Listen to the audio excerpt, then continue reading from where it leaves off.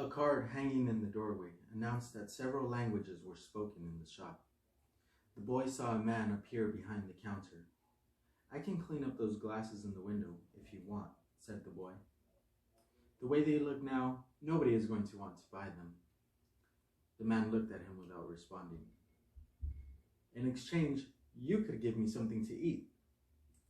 The man still said nothing, and the boy sensed that he was going to have to make a decision. In his pouch, he had his jacket. He certainly wasn't going to need it in the desert. Taking the jacket out, he began to clean the glasses. In half an hour, he had cleaned all the glasses in the window, and as he was doing so, 2 customers had entered the shop and bought some crystal. When he had completed the cleaning, he asked the man for something to eat. "Let's go and have some lunch," said the crystal merchant. He put a sign on the door, and they went to a small cafe nearby. As they sat down at the only table in the place, the crystal merchant laughed. "You didn't have to do any cleaning," he said. "The Quran requires me to feed a hungry person." "Well then, why did you let me do it?" the boy asked. "Because the crystal was dirty, and both you and I needed to cleanse our minds of negative thoughts." When they had eaten, the merchant turned to the boy and said, I'd like you to work in my shop. 2 customers came in today while you were working, and that's a good omen."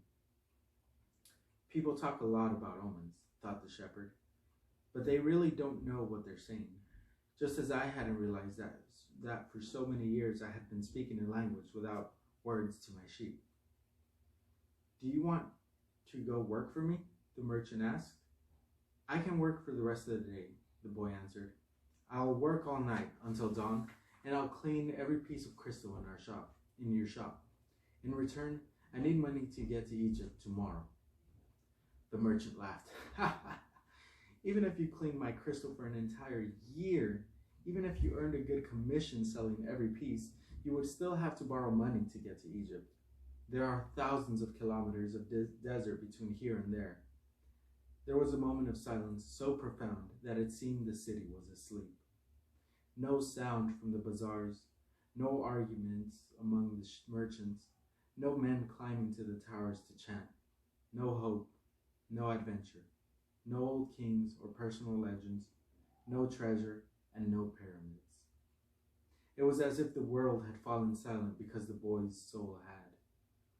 He sat there, staring blankly through the door of the cafe, wishing that he had died, and that everything would end forever at that moment. The merchant looked anxiously at the boy. All the joy he had seen that morning had suddenly disappeared.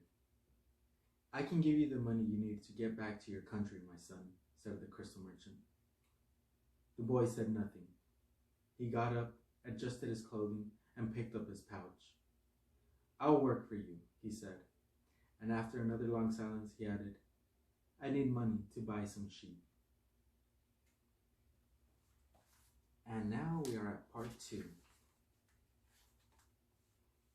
Let's see what the boy's adventures hold. The boy had been working for the crystal merchant for almost a month, and he could see that it wasn't exactly the kind of job that would make him happy. The merchant spent the entire day mumbling behind the counter, telling the boy to be careful with the pieces and not to break anything. But he stayed with the job because the merchant, although he was an old grouch, treated him fairly. The boy received a good commission for each piece he sold, and had already been able to put some money aside. That morning, he had done some calculating. If he continued to work every day as he had been, he would need a whole year to be able to buy some sheep. "I'd like to build a display case for the crystal," the boy said to the merchant. "We would place it outside and attract those people who pass at the bottom of the hill." "I've never had one before," the merchant answered. "People will pass by and bump into it, and pieces will be broken." "Well, when I took my sheep through the fields, some of them might have died if we had come upon a snake, but that's the way life is with sheep and with shepherds." The merchant turned to a customer who wanted 3 crystal glasses. He was selling better than ever, as if time had turned back to the old days when the street had been one of Tangier's major attractions. "Business has really improved," he said to the boy. After the customer had left, I'm doing much better, and soon you'll be able to return to your sheep. Why ask more out of life? Because we have to respond to omens, the boy said, almost without meaning to. Then he regretted what he had said, because the merchant had never met the king. It's called the principle of favorability, beginner's luck. Because life wants you to achieve your personal legend, the old king had said. But the merchant understood what the boy had said. The boy's very presence in the shop was an omen, and as time passed and money was pouring into the cash drawer, he had no regrets about having hired the boy. The boy was being paid more money than he deserved, because the merchant, thinking that sales wouldn't amount to much, had offered the boy a high commission rate. He had assumed he would soon return to his sheep. Why did you want to go to the pyramids? He asked, to get away from the business of the display.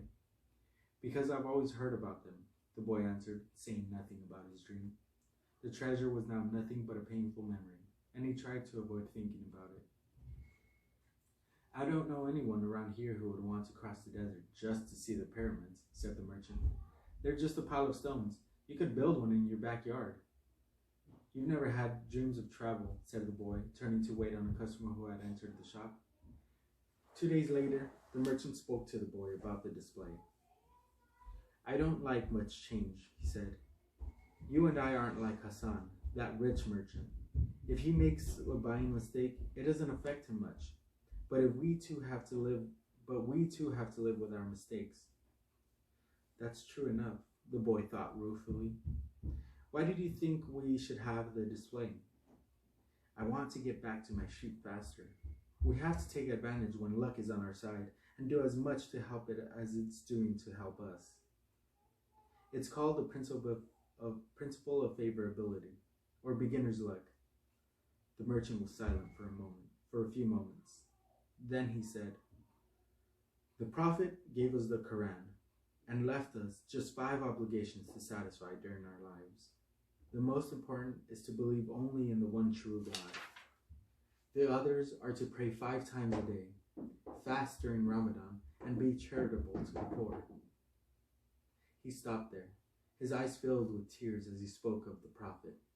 He was a devout man, and even with all his impatience, he wanted to live his life in accordance with Muslim law. What's the 5th obligation? The boy asked. 2 days ago, you said that I had never dreamed of travel, the merchant answered. The 5th obligation of every Muslim is a pilgrimage. We are obliged at least once in our lives to visit the holy city of Mecca. Mecca is a lot farther away than the pyramids. When I was young, all I wanted to do was put together enough money to start the shop. I thought that someday I'd be rich and could go to Mecca. I began to make some money, but I could never bring myself to leave someone in charge of the shop. The crystals are delicate things. At the same time, people were passing my shop all the time, heading for Mecca. Some of them were rich pilgrims traveling in caravans with servants and camels, but most of the people making the pilgrimage were poorer than I.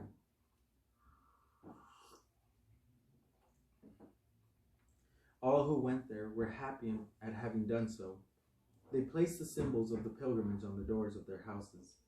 One of them, a cobbler who made his living mending boots, said that he had traveled for almost a year through the desert, but that he got more tired when he had to walk through the streets of Tangier buying his leather. Well, why don't you go to Mecca now? Asked the boy. Because it's the thought of Mecca that keeps me alive. That's what helps me face these days that are all the same, these mute crystals on the shelves, and lunch and dinner at the same horrible cafe. I'm afraid that if my dream is realized, I'll have no reason to go on living. You dream about your sheep and the pyramids, but you're different from me, because you want to realize your dreams. I just want to dream about Mecca. I've already imagined 1,000 times crossing the desert, arriving at the plaza of sacred stone. The 7 times I walked around it before allowing myself to touch it. I've already imagined the people who would be at my side, and those in front of me, and the conversations and prayers we would share. But I'm afraid that it would all be a disappointment, so I prefer just to dream about it. That day, the merchant gave the boy permission to build a display. Not everyone can see his dreams come true in the same way.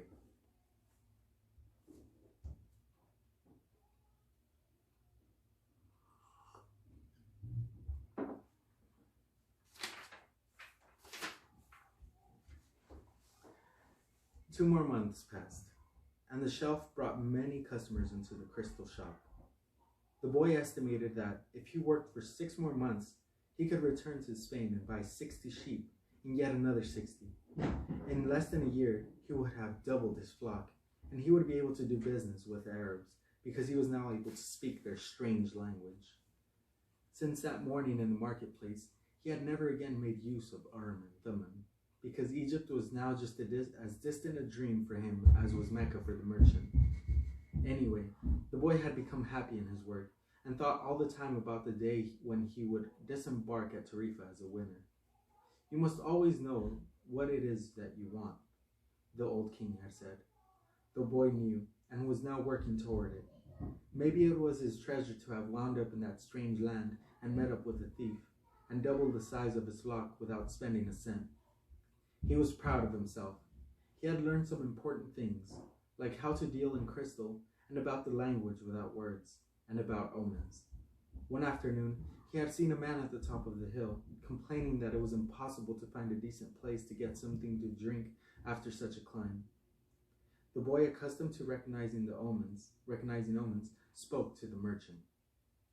"Let's sell tea to the people who climb the hill." "Lots of places sell tea around here," the merchant said. "But we could sell tea in crystal glasses. The people will enjoy the tea and want to buy the glasses. I have been told that beauty is the great seducer of men." The merchant didn't respond.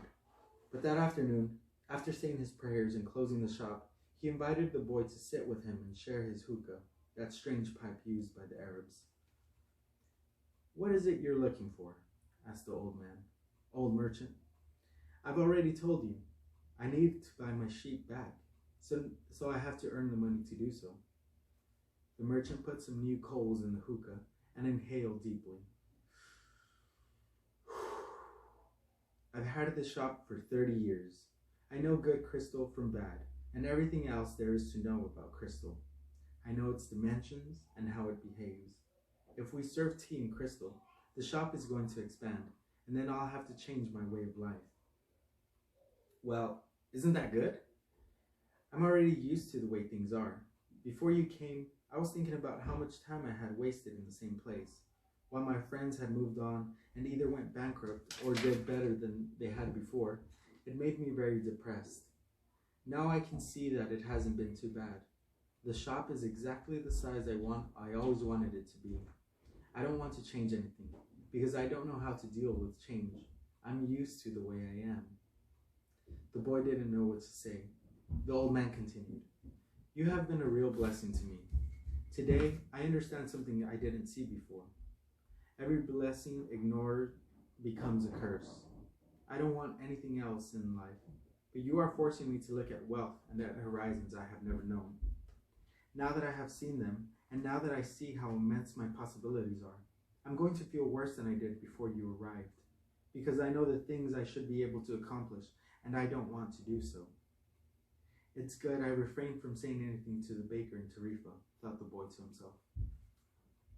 They went on smoking the pipe for a while as the sun began to set. They were conversing in Arabic, and the boy was proud of himself for being able to do so. There had been a time when he thought that his sheep could teach him everything he needed to know about the world, but they could never have taught him Arabic. "There are probably other things in the world that the sheep can't teach me," thought the boy as he regarded the old merchant. "All they ever do, really, is look for food and water, and maybe it wasn't that they were teaching me, but that I was learning from them." "Maktub," the merchant said finally. "What does that mean?" "You would have been born an Arab to understand," he answered, "but in your language, it would be something like, 'It is written.'" And as he smothered the coals in the hookah, he told the boy that he could begin to sell tea in the crystal glasses. Sometimes there's just no way to hold back the river.